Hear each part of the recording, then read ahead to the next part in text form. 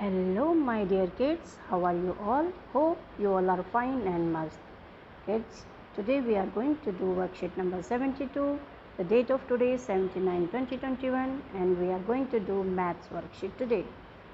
So, first of all, you have to write your name here, your section here and your teacher's name here. Today we are going to do divide a number by another number. This is a topic of today's worksheet. तो बच्चों आज हम क्या करने वाले हैं, divide एक number को दूसरे नंबर से किस तरीके से हम भाग देते हैं यानी डिवाइड करते हैं, ये आज हम सीखेंगे। तो सबसे पहले हम आते हैं जो वर्कशीट है उसमें सबसे पहले हम चित्र पहेली से शुरुआत करते हैं। इसमें दो चित्र दिए गए हैं, एक चित्र 1 चित्र 2। चित्र 1 और चित्र 2 को एक समान बनाने की कोशिश की गई है, परंतु जब हम चित्र 2 बनाने लगे तो उसमें कुछ गलतियां निकल आईं। इन गलतियों को आपने ढूंढना है कि कौन कौन सी गलतियां हैं जो चित्र 2 में हैं लेकिन चित्र 1 में नहीं हैं। तो और चित्र 1 में जो हैं और वो चित्र 2 में नहीं है। इस तरीके से जो भी आपको चित्र 2 में गलतियां नज़र आती हैं वो आपने अपने टीचर के साथ शेयर करना है। जैसे मैं आपको कुछ आइडिया दे देती हूँ। कैप है, इसकी कैप में डिफरेंस है, कैप में गलती है। और उसके बाद आप देखेंगे इसके चीक्स जो हैं उसमें भी गलती है, शूज़ उसमें गलती है, इसकी जो बास्केट है उसके डिज़ाइन में गलती है, जो फ्रूट बास्केट के अंदर या जो भी चीज़ है उसके अंदर जो सामान रखा हुआ है उसमें मिस्टेक है, इसके फोरहेड में जो निशान बने हुए हैं वो इसमें नहीं हैं। तो इस तरीके से आप अपना दिमाग लड़ाइए और भी गलतियाँ हो सकती हैं। तो आपने केवल 4 गलतियाँ ढूंढनी हैं और अपने टीचर के साथ शेयर करनी है। तो चलिए अब हम आते हैं दूसरी एक्टिविटी पर। कितने गुलदस्ते, ये हमारी दूसरी एक्टिविटी है। विनीत के पिताजी फूलों के गुलदस्ते बनाने का काम करते हैं। एक दिन विनीत अपने पिताजी को काम करते हुए देख रहा था। उसने देखा कि पिताजी के पास 42 फूल हैं।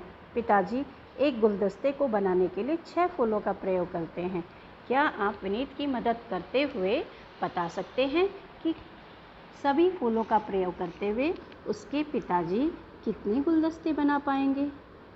तो बच्चों नीचे एक टेबल दिया हुआ है, इस टेबल को भी आपने कंप्लीट करना है। तो आपको पता है पिताजी के पास 42 फूल थे और एक गुलदस्ता बनाने के लिए 6 फूलों का प्रयोग होता है। तो इस तरीके से जो हमारा टेबल है उसमें हमें ये बताया हुआ है कि 6 फूलों से एक गुलदस्ता बनता है। ठीक है, 12 फूलों से कितने गुलदस्ते बनेंगे? 2। 18 फूलों से 3, 24 फूलों से 4, 30 फूलों से 5, 36 फूलों से जो है हमारे 6 गुलदस्ते बनेंगे और 42 फूलों से हमारे 7 गुलदस्ते बनेंगे। ठीक है बच्चों, इस तरीके से हमें ये टेबल कंप्लीट कर लेनी है। अब हम आगे बढ़ते हैं। हमसे आगे क्या पूछा गया है, हम आगे देखते हैं कि पिताजी 42 फूलों से डैश गुलदस्ते बना पाएंगे। तो पिताजी 42 फूलों से 7 गुलदस्ते बना पाएंगे। ठीक है बच्चों, ये हमने कैसे निकाला, यहाँ पर आप 7 लिखेंगे। ये कैसे निकाला, हमने क्या किया, 42 को 6 से डिवाइड किया।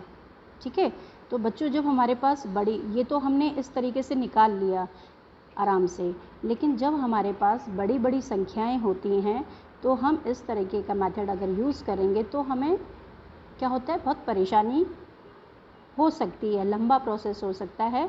तो इसके लिए हम क्या करते हैं, डिवाइड करते हैं एक नंबर को दूसरे नंबर से।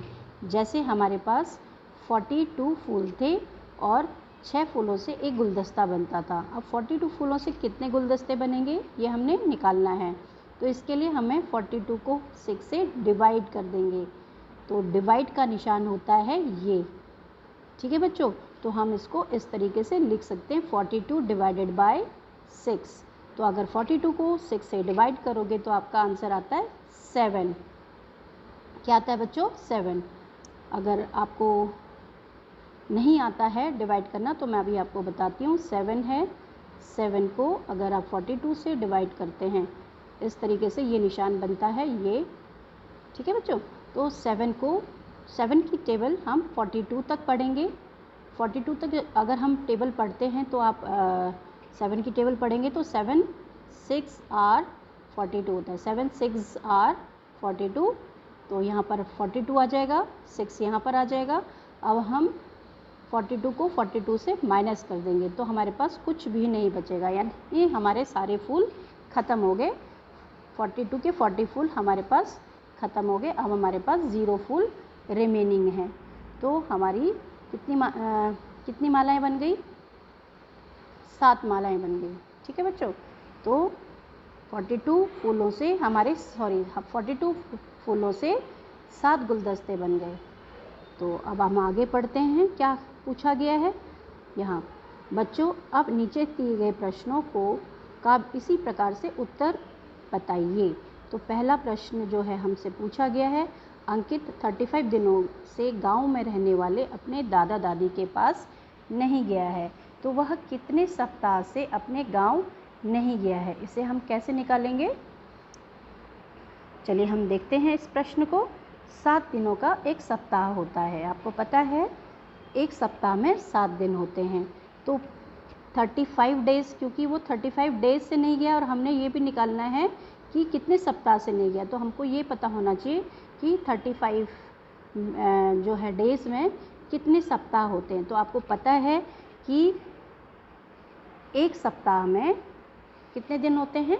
7 दिन होते हैं एक सप्ताह में, यानी कि 7 दिनों का एक सप्ताह होता है। 7 दिन एक सप्ताह, यानी कि वीक, ठीक है। 7 दिनों में एक सप्ताह होता है। अच्छा, 35 दिनों में कितने सप्ताह होंगे 35 डेज़ में? ये हमने निकालना है। तो हम कैसे निकालेंगे बच्चों? हम 35 को डिवाइड कर देंगे 7 से, ठीक है। जब हम 35 को 7 से डिवाइड करते हैं तो हमारे पास आंसर आता है 5।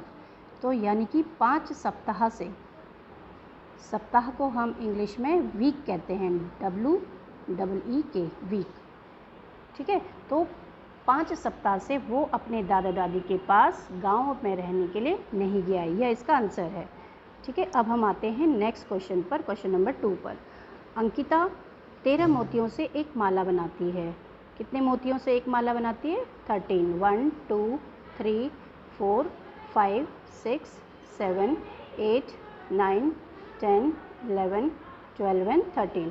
तो ये 13 मोतियों से एक माला बनती है। तो उसके पास 117 मोती हैं। 117 मोतियों से वो कितनी मालाएं बनाएगी? तो 117 को हम किससे डिवाइड कर देंगे बच्चों? 13 से। 117 को हम 13 से डिवाइड कर देंगे तो देखें कैसे निकलेगा इसका आंसर।